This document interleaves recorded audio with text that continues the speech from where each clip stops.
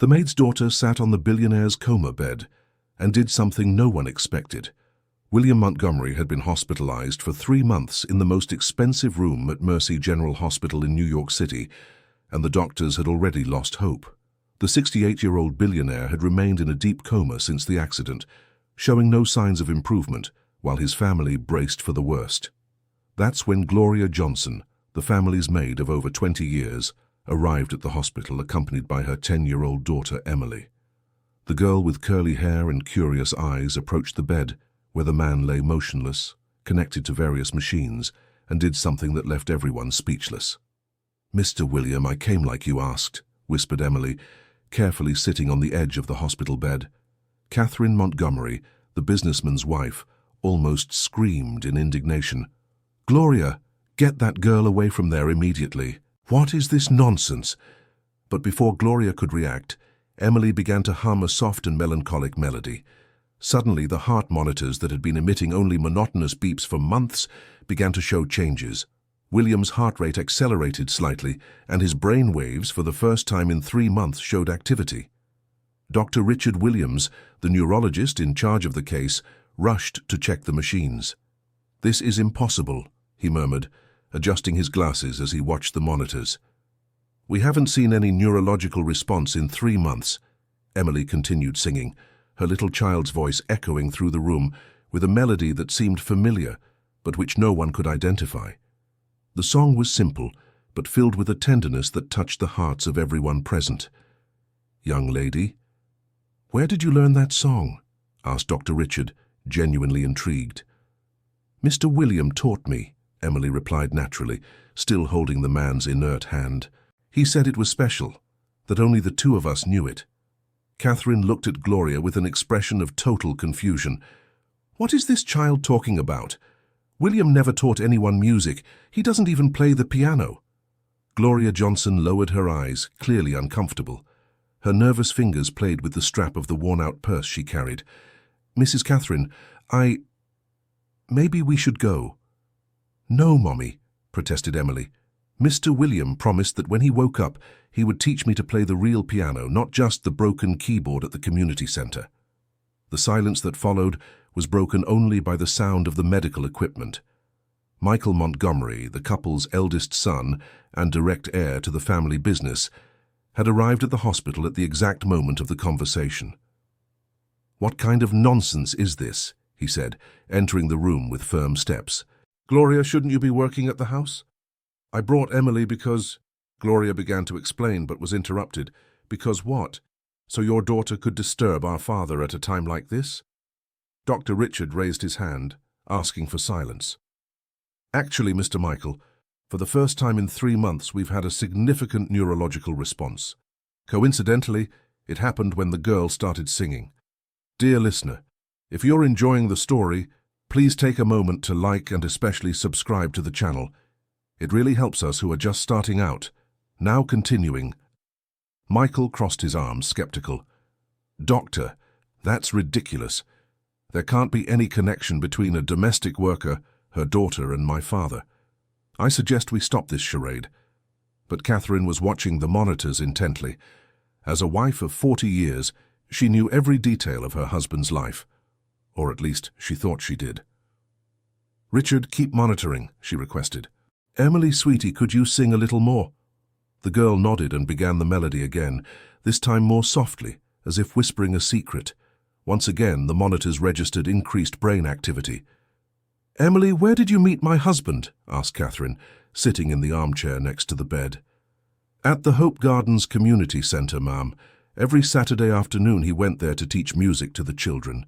He said I had a lot of talent, that I played, just like someone special he knew."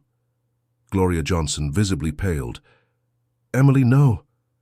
"Just like who, sweetheart?" insisted Catherine, her voice trembling slightly.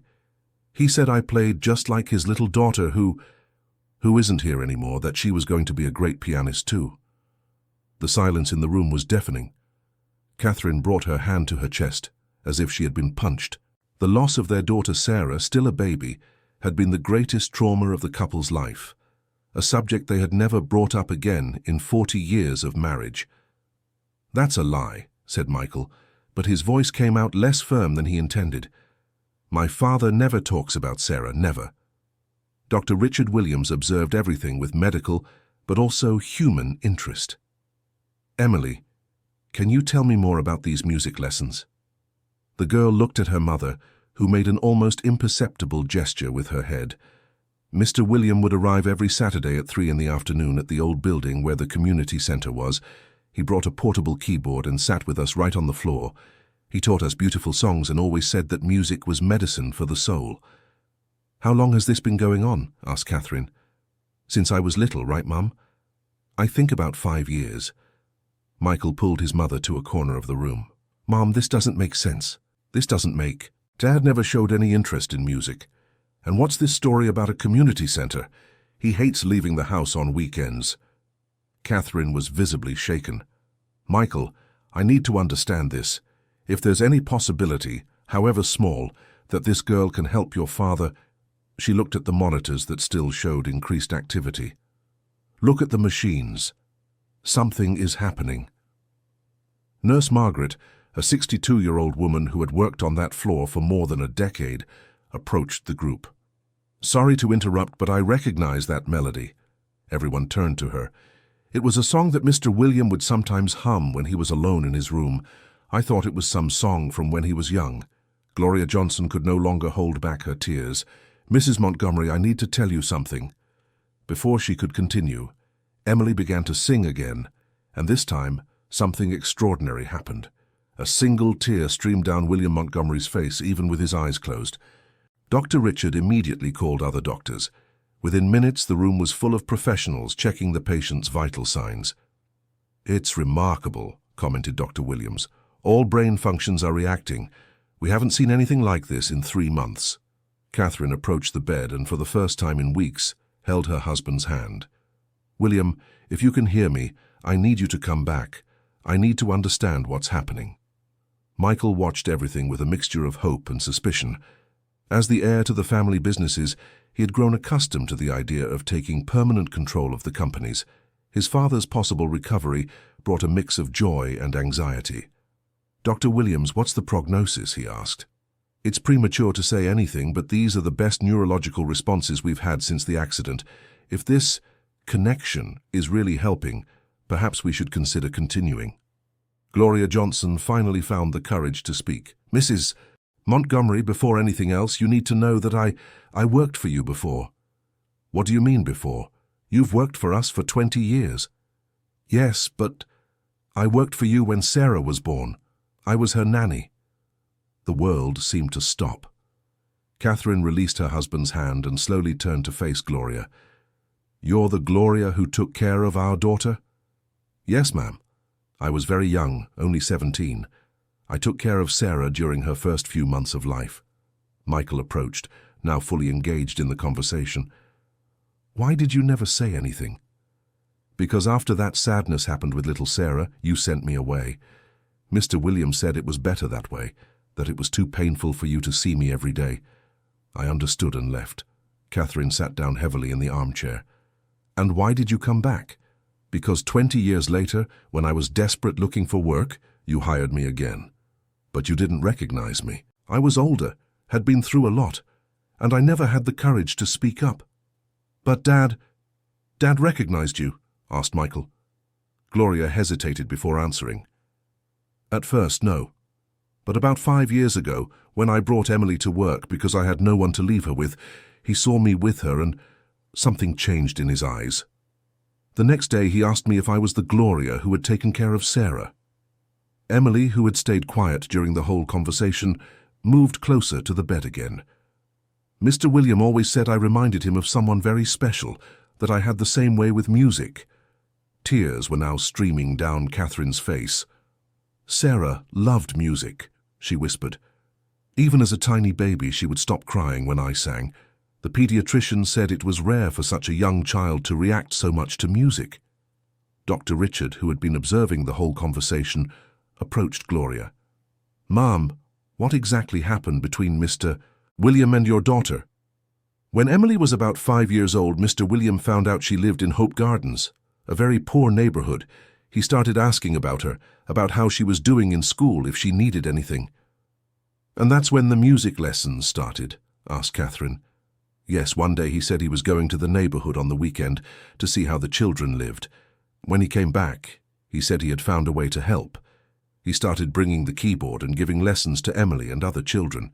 Michael was trying to process all this information." "Mum, you didn't know about any of this?" Catherine shook her head no. "In the last 5 years, your father had become more reserved. He would go out some Saturdays and say he was taking care of work things. I never suspected anything." Nurse Margaret, who had been observing the whole conversation, approached again. "Can I say something? For the last 2 years, Mr. William sometimes received letters here at the hospital when he came for his routine checkups. Small letters with drawings. I thought they were from grandchildren, but now—" "They were letters from me and the other children," said Emily proudly. "We always sent little letters thanking him for the lessons. Mr. William kept them all." Catherine looked at her unconscious husband in the bed. 40 years of marriage, and I'm only finding this out now." "Mrs. Montgomery," said Gloria softly, "Mr. William always spoke of you with great affection. He said you wouldn't be able to understand because you were still suffering so much over Sarah, that one day, when the pain subsided, he would tell you everything. Dear listener, if you're enjoying the story, please take a moment to like and especially subscribe to the channel. It really helps us who are just starting out. Now, continuing." Dr. Richard interrupted the moment by touching Catherine's arm. "Mrs. Montgomery, we need to make a decision. The neurological responses we're seeing are the best in 3 months. If there's a possibility that this girl's presence is helping, perhaps we should establish a visitation protocol." Michael spoke up immediately. "Doctor, with all due respect, we can't base medical treatment on coincidences." "Michael, these aren't coincidences," said Catherine firmly. "Look at the monitors. Look at your father's face. For 3 months, he hasn't shed a single tear." Emily, who had been quietly holding William's hand, suddenly smiled. "He squeezed my hand. Mr. William squeezed my hand." Everyone turned to look. Indeed, William's fingers were slightly contracted around the girl's small hand. Dr. Richard immediately checked the reflexes. "It's a voluntary motor response," he said, clearly moved. "In 3 months, this is the first voluntary motor response we've recorded." Catherine knelt beside the bed. "William, my love, if you can hear me, squeeze my hand too." They waited silently for several minutes, but nothing happened. "Perhaps he only responds to Emily," suggested Nurse Margaret. "Mr. William," said Emily, leaning over him, "Mrs. Catherine is here. She wants to talk to you." This time William moved his head slightly toward his wife's voice. Catherine covered her mouth with her hands, trying to hold back tears. "He heard me. After 3 months, he heard me." Dr. Richard was making quick notes on his chart. "I'll consult with the medical team, but I believe it would be beneficial to establish regular visits. The neurological response is undeniable." Michael wasn't convinced. "Dr. Richard, may I speak with you privately?" The two left the room, leaving the women and Emily with William. In the hallway, Michael expressed his concerns. "Doctor, I understand there might be some medical response, but I need to think about my family. We don't really know these people. What if there are ulterior motives?" "What kind of motives?" "Financial, Doctor.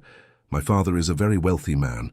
The housekeeper might be using her daughter to get close to him in a moment of vulnerability." Dr. Richard reflected for a moment. "Michael, I understand your concerns, but as a doctor, I need to focus on what's best for the patient. And the signs are clear. Your father is responding. So what do you suggest?" "That we establish a controlled protocol. Supervised visits, always with a medical professional present. We'll document everything and track the responses." When they returned to the room, they found a touching scene. Emily was singing again, and Catherine was holding her husband's other hand, humming along, trying to learn the melody. "It's a beautiful song," said Catherine. "Emily, who taught this song to my husband? He said it was a song he made for someone very special who went to live with the angels, a little girl he loved very much." The impact of these words was visible on Catherine's face. For the first time in 40 years, she was allowing herself to speak about Sarah. "Emily, you—" Do you remember other things my husband said about this little girl? He said she had very light hair and smiled a lot, that she liked when he sang, and that one day they would play piano together in heaven. Mr. William always got sad when he talked about her, but he also smiled. Catherine could no longer hold back tears. Michael, your father could never talk about Sarah with me, but with a child he could, perhaps because he saw in her a way to keep our daughter's memory alive. Mother, said Michael, more understanding now, if this is truly helping, I won't oppose it. But we need to make sure these are supervised visits. Dr. Richard agreed. I'll establish a protocol. Emily can come 3 times a week, always at 3 in the afternoon for 1 hour. Always with medical supervision and with a family member present. Gloria Johnson, who had remained quiet throughout the entire discussion, finally spoke. Mrs. Catherine, I want you to know that I never had any ulterior motives. Emily loves Mr. William like a grandfather. To her, he is family. Gloria, after everything I discovered today, I know you wouldn't lie about this. In the days that followed, Emily began visiting William regularly. With each visit, the neurological responses became more evident. He moved his fingers when she sang, moved his head when she spoke, and sometimes even sketched an almost imperceptible smile. 1 week after the first visit, Dr. Richard called the family for a meeting. The improvements are consistent and significant. Mr. William is responding more and more to stimuli. I believe we are moving toward a gradual recovery. Catherine, who had started accompanying all of Emily's visits, asked, Doctor, is there any chance my husband will regain consciousness completely? It's too early to make definitive prognoses, but the neurological responses suggest yes. His brain is gradually waking up. During one of the visits, something unexpected happened. Emily was singing as usual when, suddenly, William began moving his lips as if trying to follow the melody. Mr. William is trying to sing, exclaimed Emily, emotional. Dr. Richard immediately examined the patient. The vocal cords are responding. It's an excellent sign. Catherine approached her husband. William, can you try to speak? Can you say my name? They waited in silence, but nothing happened. Perhaps he isn't ready for words yet, suggested the doctor. But the fact he's trying to hum shows that the brain functions are reconnecting. Emily had an idea. Mr. William, if you can hear me, can you squeeze my hand twice? To everyone's surprise, William squeezed her hand twice, clearly. He understood, shouted Emily. Mr. William, do you remember our piano lessons? 2 squeezes for yes. Do you remember the song you created for Sarah? This time, besides the 2 squeezes, a tear ran down William's face. Catherine was deeply moved. He remembers everything. My God, he remembers everything. Dr. Richard was fascinated from a medical standpoint. It's extraordinary. Mr. William not only hears and understands but keeps his memories intact. This suggests the recovery may be more complete than we imagined. That night, Catherine called Michael. Son, I need you to come to the hospital tomorrow. There's something your father needs to show us. The next day, Dr. Richard had prepared an alternative communication method with William using the hand-squeezing system. 1 squeeze for yes, 2 for no. Mr. William, said the doctor, I'm going to ask a few questions to assess your awareness, all right? 1 squeeze. Are you in the hospital? 1 squeeze. Do you recognize your wife, Catherine? 1 squeeze, and William turned his head slightly toward her. Do you remember the accident? 1 squeeze. Do you want to get better? A stronger squeeze. Emily, who had watched everything, approached. Mr. William, do you want me to sing our special song? A strong squeeze, and for the first time in 3 months, William sketched a true smile. When Emily began to sing, something magical happened. William began moving his lips following the melody, and then, almost inaudibly, began to hum along. Catherine and Michael looked at each other, both with tears in their eyes. Dad? Said Michael tentatively. Dad, it's Michael. William turned his head toward his son, and with great effort, whispered his first word in 3 months. Sir... Son? Dr. Richard was emotional. It's impressive. In 2 weeks, We've progressed from a basic neurological response to verbal communication. In the following days, William continued to make rapid progress. He could speak a few words, move his arms, and even sit up in bed with assistance. During one of Emily's visits, he managed to speak a full sentence. "Emily, my little teacher," the girl beamed. "Mr. Montgomery is getting better. I am, thanks to you, my dear." Catherine, who now never missed a visit, asked, "William, why did you never tell me about the music lessons?" With some effort, William replied, "I was afraid you would be sad, remembering Sarah. My love, talking about her doesn't make me sad. It makes me happy to know you found a way to honor her memory." William smiled and, holding his wife's hand, said, "Emily reminded me that our daughter still lives on in the music, in the love we give to the children." Dr.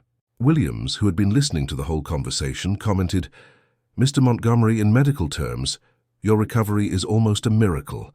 The music and the emotional connection worked as a neurological bridge." Dear listener, if you are enjoying the story, please take a moment to like the video and especially to subscribe to the channel. It helps us a lot as we are just starting out. Now continuing. 2 weeks later, William could already remain seated for longer periods and speak more clearly. During one visit, he made a special request.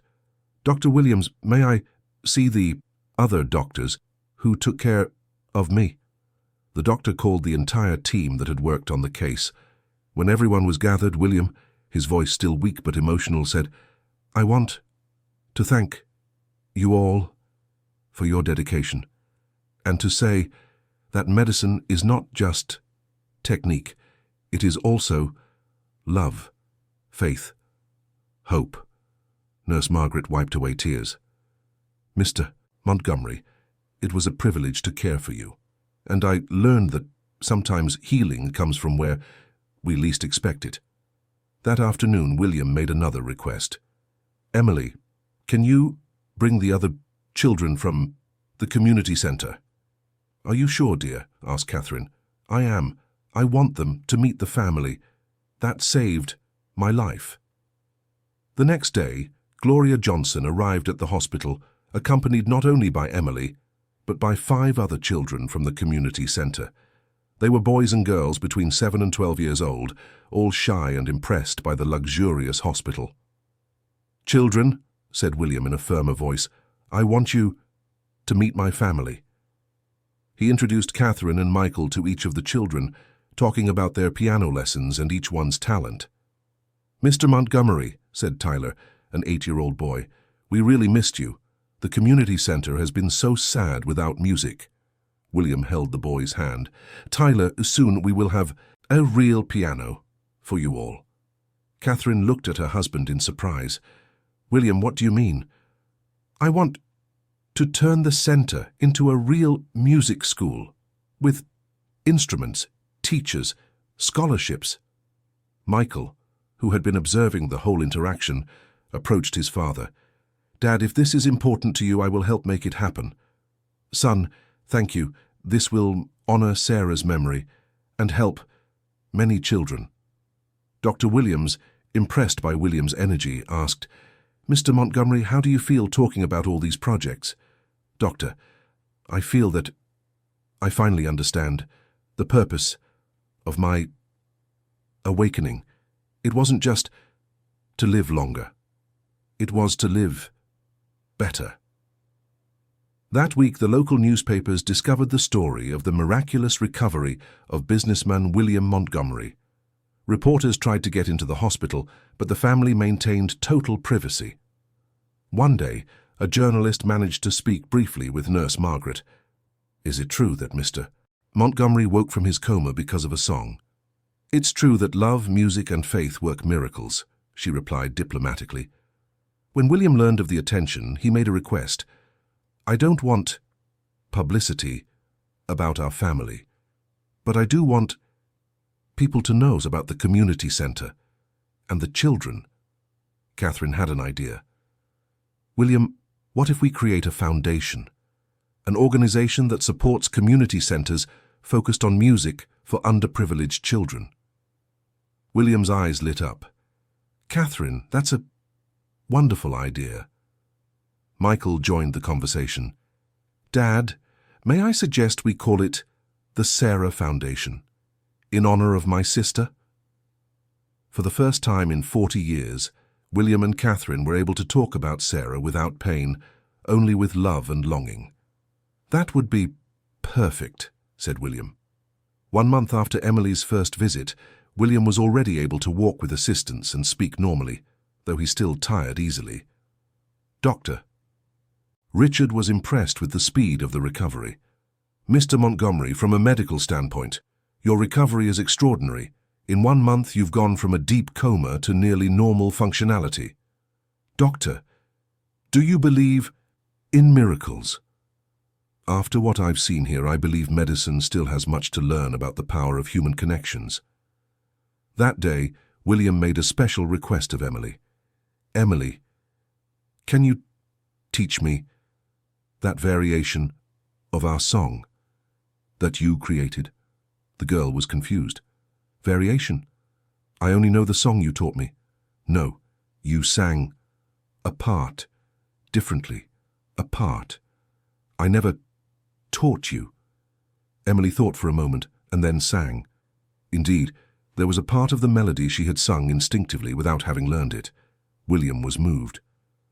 That part I composed for Sarah when she was a baby, but I never taught it to anyone. Gloria Johnson, who was present, was visibly emotional. Mr. Montgomery, when Emily was very little, I sang a lot to help her sleep. I remembered some of the songs I sang for Sarah years before. You remembered this song? I remembered fragments. You used to hum it sometimes when you took care of Sarah. It must have stayed in my memory. Catherine realized the depth of that connection. So Emily grew up hearing parts of the music you composed for our daughter. And when she sang it here, it was as if Sarah was calling me back. From that day on, William began to refer to the melody as Sarah and Emily's song, uniting the two girls who changed his life. Dr. Richard watched with fascination not only the physical recovery, but the emotional transformation of the entire family.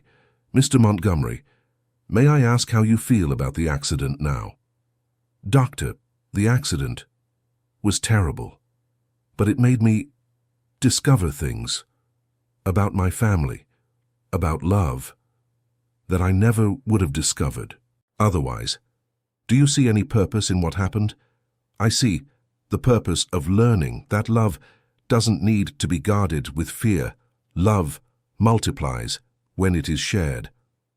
2 weeks later, the day of the hospital discharge arrived. Dr. Richard gathered the whole team to say goodbye to William. Mr. Montgomery, in 20 years of practice, I have never seen such a complete and rapid recovery. You will continue with physical therapy and follow-up, but medically you are cured. Doctor, thank you for believing that healing could come from unconventional ways. Mr. Montgomery, you have taught me that the medicine of the future must integrate science and humanity. On the day of the discharge, Emily was there to say goodbye. Mr. Montgomery, now that you're better, will you still give us piano lessons? William smiled and took the girl's hand. Emily, not only will I continue giving lessons, but we will have the most beautiful music school in the city. Really? Her little eyes sparkled. Really? And you will be my special assistant? Catherine approached Gloria Johnson. Gloria, after everything we've discovered, you're no longer just our housekeeper. You're family. Mrs. Montgomery, thank you. You're family to us too. Michael, who had been observing the entire interaction, approached his father. Father, I've learned so much these past 2 months. I've learned about what truly matters in life. Son, what matters most? Family, love, purpose. The companies will keep running, but now I know they should serve something greater than just making profit. William hugged his son tightly. Michael, I'm proud of the man you've become. 3 months later, the Sarah Montgomery Music School was inaugurated in Hope Gardens. The old community center had been transformed into a modern school with equipped classrooms, pianos, various instruments, and a team of professional teachers. At the inauguration, William, now fully recovered, played piano alongside Emily before an emotional audience. The chosen piece was, naturally, Sarah and Emily's song. During his speech, William said, "This school is born from love, from music, and from the certainty that when we help a child discover their talent, we're building a better world." Catherine, who was in the front row, wiped away tears of emotion.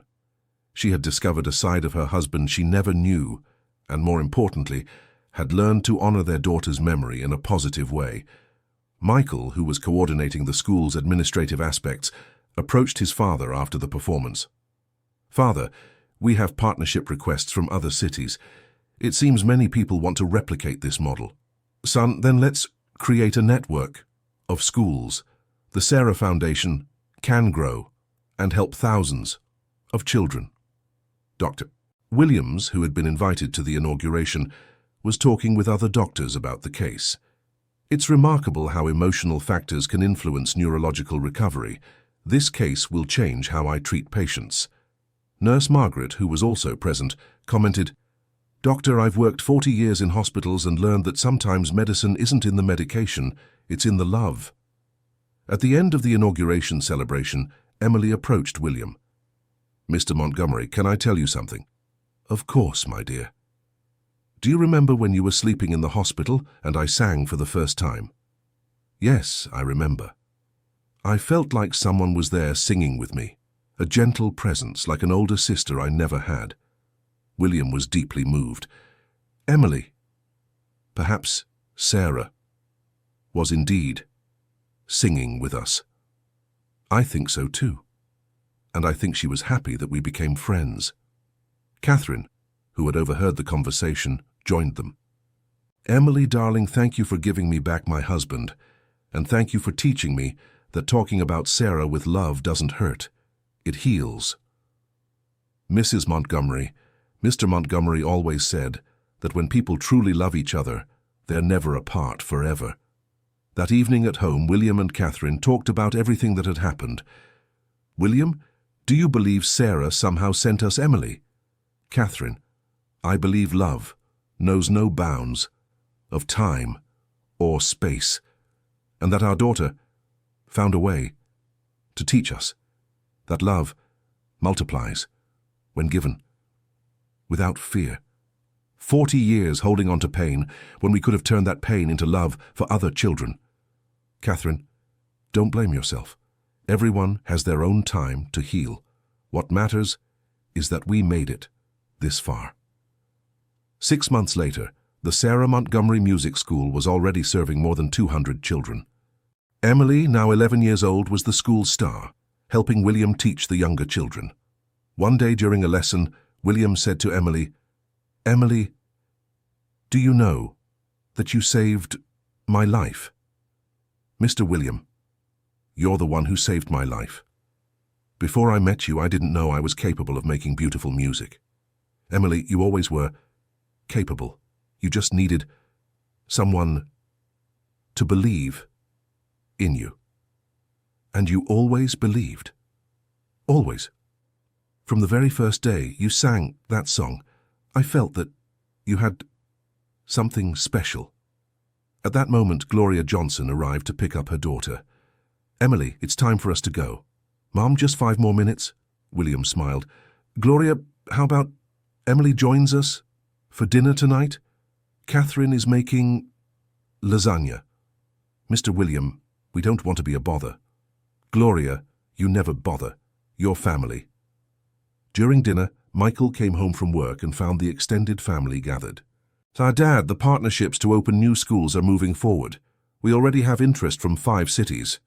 Son, that means hundreds of children will have the opportunity to discover their talents." Emily, who was helping serve dessert, asked, "Mr. Michael, do you play any instrument too?" Michael laughed. "No, Emily, I never had any talent for music. Mr. William, could you teach Michael piano too? William and Michael looked at each other and laughed. Emily, maybe it's too late for Michael. It's never too late to learn beautiful things, said the girl with all the wisdom of her 11 years. Catherine watched that scene with her heart full of gratitude. In a year, her family had completely transformed. The silence that existed about Sarah had been replaced by loving conversations about her. The house that was once just luxurious was now full of life, music, and laughter. After dinner, William sat at the piano he had installed in the living room. Emily, would you like Dad to play our special song? Of course, Mr. William. When they began to play, the whole family gathered around the piano. It was a complete version of Sarah and Emily's song, which now included harmonies that Catherine had learned, and even a part that Michael hummed, even though he claimed to have no musical talent. You know something, said Catherine. I think Sarah would be happy seeing the family united like this. I'm sure she would, replied William, and I'm sure that she is listening to our music. Emily stopped playing for a moment. Mr. William, can I tell you a secret? Of course, dear. Sometimes when I'm playing piano, I feel like someone is helping me, like invisible fingers are guiding mine. William was moved. Emily, maybe Sarah is indeed teaching you how to teach others. Then I'm going to be the best piano teacher in the world to make Sarah proud. Emily, said Catherine, I'm sure she's already very proud. 1 year after the accident, Dr. Richard invited William to participate in a medical conference on neurological recovery. Mr. William, I'd like you to share your experience with other doctors. Your case could help change treatment protocols. Doctor, it would be an honor, but I want Emily to come with me. She was the true doctor in this case. At the conference, William and Emily presented together. He spoke about the experience from the patient's perspective, and she, with all the simplicity of a 12-year-old child, spoke about the power of music and love. Doctors, said Emily into the microphone, sometimes you need to treat not just the body, but also the heart, because when the heart is happy, the body gets better faster. The audience of doctors gave a standing ovation. Many had tears in their eyes. After the presentation, several doctors approached Dr. Williams. Dr. Williams, will this case enter the medical literature? Certainly, but more than that, it will change how we treat coma patients. From now on, we will include music therapy and emotional connections in our protocols. 3 years later, the Sarah Montgomery Music School Network was already operating in 15 cities across the United States. Emily, now 14 years old, had become an exceptional pianist and was helping William with the educational coordination of all the schools. On a Saturday afternoon, William and Emily were preparing a new class of beginner students. Mr. William, sometimes I think about what it would be like if that day at the hospital had never happened. And what do you think? I think that maybe things happen at the right time. You needed to wake up to fulfill the dream of the school, and I needed to sing to discover that I could help other people with music. William stopped tuning the piano and looked at Emily. Emily, you've grown up and become a very wise young woman. I learned from you that music is more than notes. It's a way to connect hearts. And you, my dear, have the gift of connecting all the hearts around you. At that moment, the new students arrived, 10 children between 6 and 10 years old, all eager to learn piano. Hello, children, said William. I am Teacher William, and this is my special assistant, Emily. Children, said Emily, who among you believes you can make beautiful music? All the children timidly raised their hands. Then you've already taken the first step. Now we're going to learn that inside each of us there is a special song waiting to be discovered. When William saw Emily teaching the children with such care and competence, he felt a deep emotion. The girl who had awakened him from his coma was now awakening the musical talent of other children. Emily, he said softly, do you know that you've fulfilled the dream I had for Sarah? What dream, Mr. William? The dream that she would grow up and become a music teacher who would touch people's hearts. Emily smiled with that sweet smile that had already healed so many wounds. Then maybe I'm a little bit of Sarah, too. Emily, you are yourself, but you carry the best of Sarah in your heart. At the end of that day, when all the children had left, William and Emily played Sarah and Emily's song together for the last time. But this time, the music sounded different, more mature, more complete, as if it had evolved along with them. "Mr. William," said Emily, "our song is different today. It is because we are different. Music evolves, like the people who play it. And will it always evolve? Always. Because the love that created it keeps growing." That night, when William got home, he found Catherine organizing photos in a new album. "What are you doing, honey?" "I'm organizing photos of our extended family. Look at all the beautiful memories we've created over the last 3 years." William sat down next to his wife, and together they looked through the album. There were pictures of the first school's opening, the first class's graduation, the concerts Emily had given, the trips to open new schools, the family dinners with Gloria and Emily. "Catherine, do you regret anything?" "I regret not having met Emily sooner. I regret holding on to the pain for so long instead of turning it into love. But I don't regret anything we've lived since you woke up." "I also don't regret anything, not even the accident, do I regret." "Why?" "Because the accident taught me that living isn't just existing, it's connecting, it's loving, it's leaving a legacy of hope." Michael arrived at that moment, coming from a trip to open 2 more schools. "Dad, Mom, I have amazing news." "What is it, son?" "The Washington, D.C. City Council wants to create a national program based on our model. They want to bring Sarah Montgomery music schools to every state capital in the country." William and Catherine looked at each other, moved. "Michael, does this mean that thousands of children will have the opportunity that Emily had?" "Exactly, Dad. And you know what else? Emily was invited to be the youth ambassador for the project. She'll travel across the country helping train new teachers. Our girl is growing up and bringing hope to the entire country." Catherine took a recent photo of Emily playing piano and placed it in the album. "William, do you think Sarah would approve of all this?" "Catherine, I'm certain that Sarah would be proud to see that her name is associated with music and hope for so many children. And Emily is the gift that life gave us, that to teach us that love has no limits, and that sometimes that angels that come disguised as children with talent to heal wounded hearts."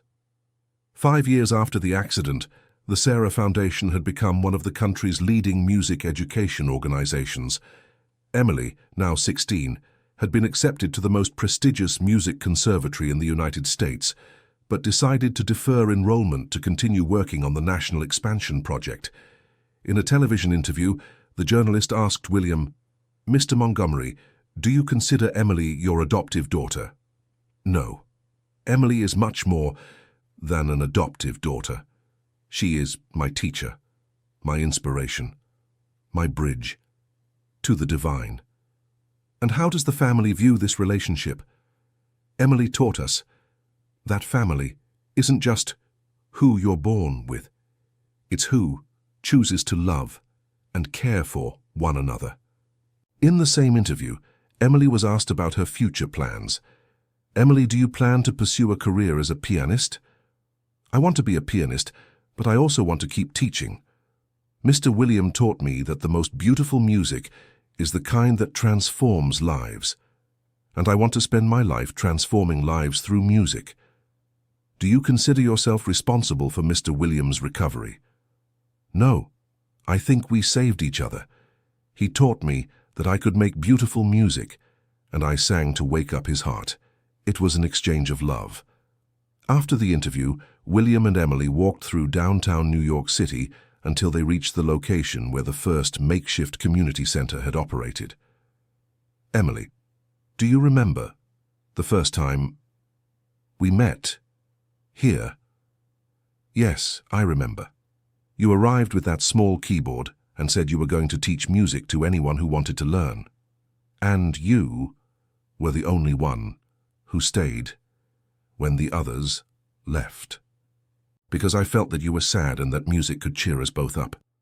Emily, that day you saved my life long before I went into a coma. What do you mean, Mr. William? Because you taught me that I could honor Sarah by teaching other children. Before you, I only knew how to hold on to sadness. After you, I learned to transform sadness into music, and music into joy. They sat on the bench where they used to hold their first makeshift lessons. Mr. William, can I confess something? Of course, dear. When I was little and you came here every Saturday, I would wait all week. It wasn't just for the music lesson. It was because you made me feel special, like I was important. Emily, that you always were special. From the first day, I felt that you had your own light. And now that light is illuminating children across the country. No, Emily, that light, that was always yours, is now multiplied in hundreds of teachers and thousands of children. At that moment, some children who attended the local school passed by them. A girl of about 8 recognized Emily. "You're the Emily from television, the piano teacher." Emily smiled and bent down to be at the girl's eye level. "Hi, sweetie, what's your name?" "I'm Lily. I study piano at the Sarah Montgomery Music School here in the neighborhood." "And do you enjoy it?" "I love it. My teacher said if I study hard, one day I can play piano just like you." Emily looked at William, who was watching the conversation with tears in his eyes. "Lily, would you like me to teach you a secret?" "Yes." "The secret is that you already play piano just like me. Do you know why?" "No. Because when you play with love, the music becomes beautiful in your own unique way. You don't need to play like anyone else. You need to play like yourself." The girl beamed and ran off to tell her friends she had talked with the famous Emily. "William," said Emily, returning to her seat, "that girl reminded me of myself when I was little, and she will remember you for the rest of her life, just as I will always remember how you changed everything." "Mr. William, sometimes I think maybe Sarah would be proud to see how many children are learning music because of her. I'm sure she is, and I'm sure she is proud of you too. Why? Because you fulfilled the dream that Sarah would have fulfilled had she grown up, the dream of using music to spread love throughout the world." When they returned home, they found Catherine and Gloria Johnson preparing a special dinner. It was the 5th anniversary of Emily's first visit to the hospital. "You're right on time," said Catherine. "Michael is arriving with a surprise." Michael entered accompanied by Dr. Richard Williams and Nurse Margaret, both retired, but who had kept in touch with the family. "Dr. Williams, Mrs. Margaret," exclaimed Emily, running to hug them. "Emily, how you've grown," said the nurse. "You've become a beautiful and talented young lady." "Dr. Williams, do you still remember the day Emily sang for the first time at the hospital?" "How could I forget, Mr. William? It was the day medicine learned about the power of music and love." During dinner, Dr. Williams shared that he had written a book about cases of extraordinary neurological recovery, dedicating an entire chapter to William's case. "The chapter title is The Girl Who Woke Her Heart," he said. "Doctor," said Emily, "may I suggest another title?" "Of course. When Two Hearts Heal, by Singing Together." Everyone laughed and agreed that Emily's title was perfect. At the end of the evening, when the guests had left, the family gathered in the living room. William sat at the piano, as had become tradition. "Today, we will play our special song, One Last Time, like this." "Why for the last time, Dad?" asked Michael. "Because tomorrow, Emily, begins a new phase of life, and our song needs to evolve. along with her. Emily sat beside William on the piano bench. "Mr. William, our song will never end. It will just gain new melodies. You are right, and perhaps it is time to teach other people to play with us." Catherine approached the piano. "May I sing along?" "Of course," said Emily. "Gloria, you too. Michael, come over here." Gloria Johnson, initially shy, joined the group. Michael, who for years had claimed to have no musical talent, also came closer. When they began to play Sarah and Emily's song, something magical happened. Each person contributed their voice or their talent, creating a harmony they had never achieved before. "Now it's right," said William, moved. "Now our song is complete. It has all the voices of everyone we love." Emily stopped playing for a moment and looked at each person in the room. "Do you know why our song became so beautiful today?" "Why, dear?" asked Catherine. "Because today she has ingredients she didn't have before: gratitude, forgiveness, hope, and the certainty that love always wins." William embraced Emily with tenderness. "Emily, thank you for teaching me that waking up isn't just opening your eyes. It's opening your heart to all the possibilities of love. Thank you, Mr. Montgomery, for teaching me that every child has a special song inside them, waiting to be discovered." That night, before going to sleep, William and Catherine talked in their bedroom. "William, do you believe in destiny?" "I believe that some people come into our lives at the exact moment we need them." "And did Emily come at the right time?" "Emily came at the perfect time, not just to save me, but to teach us how to be a real family. A family that includes many more people than we imagined when we got married. A family that grows every time we open our hearts to love someone else." The next day, Emily officially began her work as National Coordinator of the Music School Project. Her first trip would be to the Midwest, where she would help inaugurate 5 new schools. At the farewell at the airport, the whole family was present.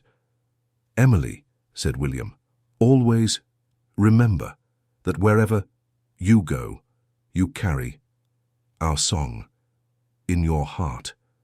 And you remember that, no matter the distance, we remain connected by the music we created together. Always, my dear, always." Catherine embraced Emily like a mother embraces a daughter. "Emily, thank you for teaching us that losing a daughter doesn't mean we can't love other children as daughters. Mrs. Montgomery, thank you for teaching me that family isn't just those you're born with, but those you choose to be with." Michael, who had become very close to Emily over the years, embraced her emotionally. "Little sister, take good care of yourself, and remember, you have a whole family rooting for you. Brother, thank you for teaching me that responsibility and love can go hand in hand." Gloria Johnson was the last to say goodbye to her daughter. "Daughter, I'm so proud of you. Go and make a difference in the lives of many children. Mom, thank you for teaching me that humility and dignity are the greatest gifts a mother can give her daughter." When the plane took off, William watched until it disappeared into the sky. "She's going to do wonderful work," said Catherine. "She will, because she learned that music isn't just art. It's a form of healing and transformation." 3 months later, Emily called from Florida, where she was inaugurating the 5th school in the region. "Mr. Montgomery, you won't believe what happened here. Tell me everything." Today, during the inauguration, a little 6-year-old girl approached the piano and started playing a melody by herself that no one had taught her. When I asked where she learned it, she said a gentle voice had taught her in a dream. William was moved. Emily, perhaps Sarah, continues teaching other children through you. That's exactly what I thought. And do you know what melody the girl played? What? A variation of our special song. A variation I had never heard before, but that sounded familiar. Emily, the music, we created together now has a life of its own. It's spreading across the country, bringing love and healing wherever it's needed. Mr. Montgomery, I love you so much. You changed my life. I love you too, my daughter, of the heart. And you didn't just change my life. You brought me back to life. When they hung up, William sat at the piano and played Sarah and Emily's song once more. But now the music sounded different again, more universal, as if it belonged not just to them, but to all the children learning piano across the country. Catherine approached and sat beside her husband. What are you thinking about? I'm thinking that when Emily entered that hospital room and sang, for the first time, she wasn't just waking me up. She was planting a seed that today has become a forest of hope, a forest that keeps growing, and that will keep growing long after. We're no longer here because the love that Emily awakened is greater than any of us. William, do you believe we've honored Sarah's memory? Catherine, we've done more than honor. We've managed to transform our pain into joy for thousands of families. And that is the greatest gift we could have given our daughter. 2 years later, the Sarah Montgomery Music School Network was already operating in all state capitals and in over 200 smaller cities across the United States. Emily, now 18 years old, had become a national reference in children's music education. On the 7th anniversary of that first hospital visit, the family gathered once again to celebrate. Dr. Richard Williams had prepared a special surprise, a documentary about the case, which would be used in universities to teach about the power of human connections in medicine. During the documentary screening, everyone was moved to see the footage of William in the hospital and hear Emily singing for the first time. "It's incredible," commented Michael. "Seeing these images makes me realize how completely our family has transformed." "And it wasn't just our family," said William. "It was thousands of families who now have music and hope in their lives." At the end of the documentary, Dr. Williams gave a speech. "What you've created here goes far beyond an extraordinary medical case. You've proven that love, when channeled through art, can transform not just individual lives, but entire communities."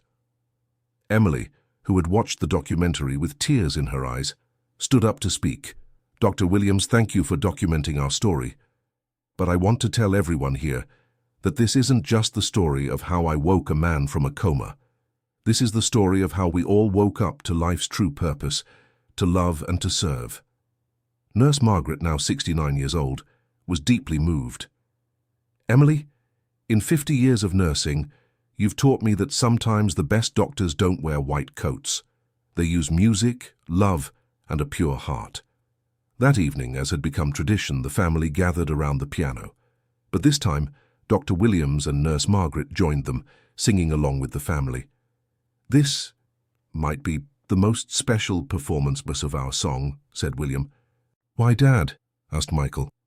"Because today it's being played by all the people who were part of our miracle." When they finished playing, Emily made an announcement. "Family, I want to share a decision I've made." Everyone looked at her attentively. "I've decided it's time for me to go to the conservatory, but not to distance myself from the project, to better prepare myself and return with even more knowledge to help the children." William smiled proudly.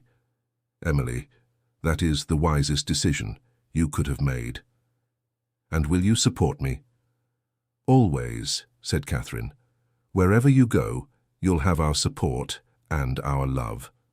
And when you return," said Michael, "we'll have even more schools for you to coordinate." Gloria Johnson hugged her daughter. "My dear, I'm so proud to see the strong, wise woman you've become." End of story. Now tell me what you thought of this story about love, music, and overcoming challenges. Do you believe Emily made the right choice by going to the conservatory? Leave your thoughts in the comments, and if this story touched your heart, don't forget to leave your like and subscribe to the channel for more heartwarming stories.